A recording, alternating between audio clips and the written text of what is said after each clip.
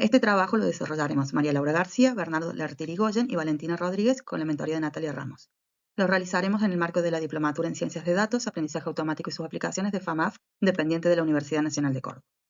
Nuestro proyecto se basa en datos reales de una empresa del sector de telecomunicaciones y busca construir un modelo para segmentar estos clientes y definir las acciones estratégicas por grupo. Se estructura en 3 etapas: análisis exploratorio y curación de dataset que ya fueron completadas y modelado no supervisado como siguiente fase. En el mismo buscamos responder preguntas como ¿qué variables se destacan? ¿Qué correlaciones existen? ¿O qué estrategias aplicar en cada segmento? Entre otras. Las empresas de telecomunicaciones operan en entornos complejos con múltiples productos, regiones y tipos de clientes. Atienden desde grandes corporaciones hasta pymes. Ofrecen soluciones como Internet, VPN, servicios nube, entre otros. El pricing varía según el producto, la capacidad contratada y el nivel de servicio y relación comercial. En este contexto, segmentar clientes con precisión les permitirá mejorar la propuesta de valor, optimizar acciones comerciales y tomar decisiones más efectivas. Nuestro dataset contiene 3.221 registros de clientes corporativos. Las variables se nos agrupan en 2 dimensiones: comercial y económica como región, mercado, facturación y antigüedad, y tecnológica y operativa con productos contratados, incidentes reportados y TMR. Esta estructura permite construir perfiles más precisos y segmentar con mayor criterio, lo cual va a ser clave para diseñar estas propuestas de valor efectivas. Los productos contratados reflejan el nivel de exigencia técnica de cada cliente y se agrupan en 3 categorías: red de datos, SD-WAN e Internet dedicado. La arquitectura se organiza en 3 niveles: SD-WAN como capa superior de control, conexiones intermedias como RPB, enlaces a Internet dedicado, y LAN-to-LAN como funcionalidad base que une redes locales. Clientes que tienen operaciones críticas suelen combinar varias capas tecnológicas, mientras que otros optan por soluciones más simples. Esta diferencia impactará directamente en el pricing, la complejidad operativa y la estrategia comercial a seguir. La transformación de las variables a formato numérico permitió integrar información comercial, técnica y operativa en una estructura que facilita la segmentación estratégica. Región y mercado se codificaron con one-hot encoding, evitando la explosión de dimensionalidad. Facturación, antigüedad, incidentes y TMR se mantuvieron en la escala original. Producto se representó como matriz por tipo de tecnología, lo que permite analizar intensidad y diversidad de uso. Toda esta preparación permite avanzar hacia la siguiente etapa del proyecto, basada en identificar los grupos con características en común. Dando la distribución de los clientes, si los separamos por mercado, vemos que empresas y corporativos concentran más de la mitad de los clientes, mientras que los grandes clientes representan un 20% del total. Y el 26% restante se reparte entre pequeñas y medianas empresas y otros de manera equitativa. Si los distribuimos de manera geográfica, vemos que el 40% de los clientes están en la capital federal, el 25% de ellos en la provincia de Buenos Aires, un 10% en Córdoba, un 20% en otros y el restante desconocido. De todas formas, esta variable depende del domicilio, de la razón social, por lo que es una variable más comercial que operativa.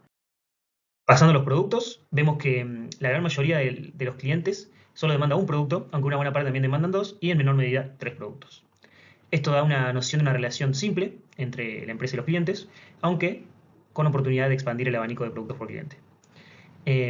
Dentro de los productos vemos que los más importantes son Internet dedicado y las redes privadas virtuales, donde el 82% de los clientes demanda Internet dedicado, y en términos de unidades, podemos decir que las redes privadas son las más importantes, ya que el 55% del total son este producto.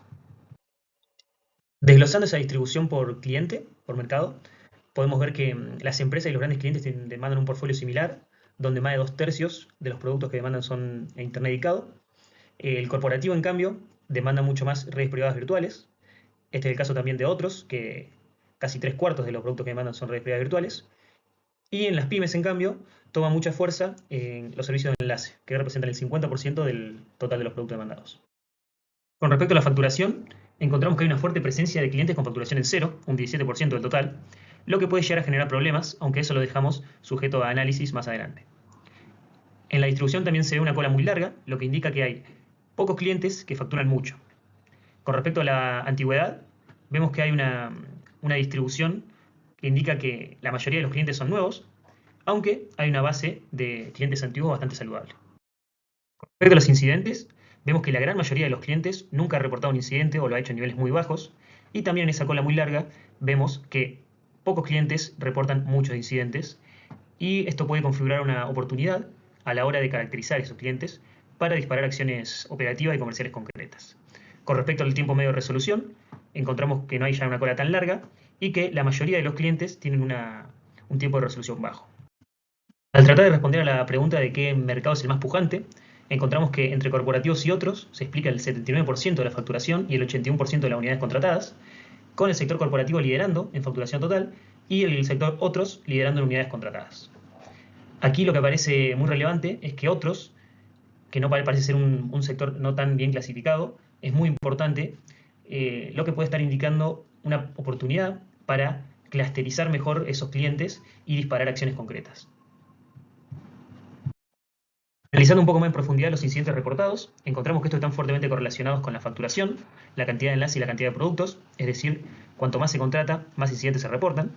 Y si ese análisis lo abrimos por producto, ahí encontramos, por un lado, que con la correlación de Pearson, el LAN to LAN es el servicio más correlacionado con los incidentes, pero si lo estudiamos con Spearman, que no está influenciado por los valores atípicos, encontramos que Internet dedicado y las redes privadas virtuales son las que más correlacionadas están con los incidentes. También si hacemos una métrica de incidentes por facturación, encontramos que entre las 10 empresas con más incidentes por facturación, 8 de ellas demandan Internet dedicado. En las variables categóricas analizamos la calidad de los datos, detectamos algunas inconsistencias, tales como casos sin categoría asignada, empresas asignadas a más de una categoría, y en esos casos definimos criterios para resolver esas inconsistencias. De todos modos, la prevalencia de esas inconsistencias era poco significativa. En las variables numéricas no había nulos explícitos, pero detectamos ceros donde no deberían existir. Esto sugiere recodificaciones para evitar vacíos. La variable facturación tiene un 16% de registros con valor que asumen el valor 0, y esto, digamos, no es algo trivial. Analizando estadísticos descriptivos del grupo con facturación 0 y mayor a 0, detectamos que el grupo de facturación nula tiene más incidentes y menor antigüedad. Por eso no lo eliminamos, porque podría estar reflejando bonificaciones por fallas de servicio u otros comportamientos relevantes. Analizando las distribuciones de las variables numéricas, encontramos muchos outliers, pero en lugar de borrarlos, los conservamos, porque pueden ser clientes reales de gran escala, y la verdad que como estamos haciendo un análisis exploratorio, nos interesa conservarlos.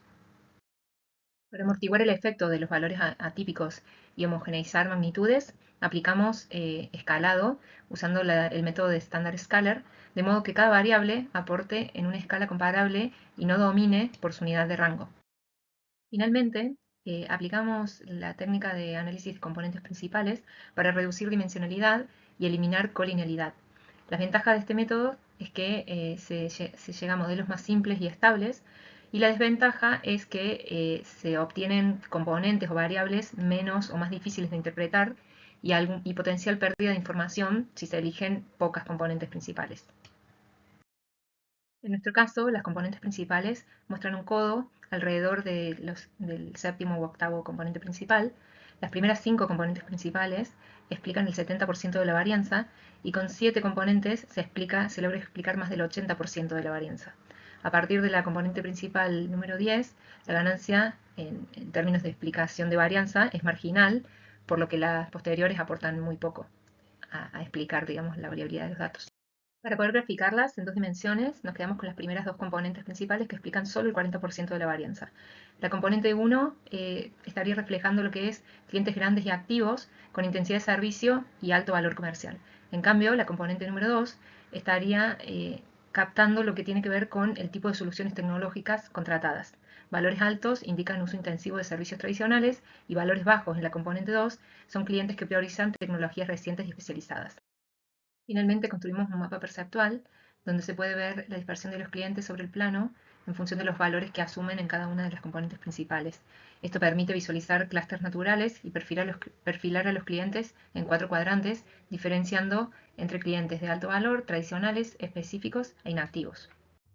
Finalmente, tenemos que destacar los desafíos que fuimos encontrando a lo largo del proyecto hasta ahora. En primer lugar, fue entender la lógica del negocio, ya que teníamos que entender bien qué servicios ofrecía la empresa, con qué datos contábamos, y en función de esto, ver cuál es el análisis que podemos hacer que contribuya de mayor manera a este caso. En segundo lugar, la presencia de datos faltantes, que si bien el dataset inicial estaba bastante limpio, había algunas categorías que obtenían datos faltantes o había valores que estaban asociados más a una categoría, y en ese caso la imputamos a la categoría de otros o a desconocido, o seguimos algún orden de prioridad definido. En tercer lugar, la presencia de valores extremos, que hay bastantes valores extremos en estos datos, y para el análisis exploratorio los sacamos manteniendo los percentiles de 5 a 95. Luego normalizamos las variables para aplicar PCA. Y después nos vamos a quedar con los valores extremos para la clusterización, ya que podemos sacar bastante información de estos valores atípicos.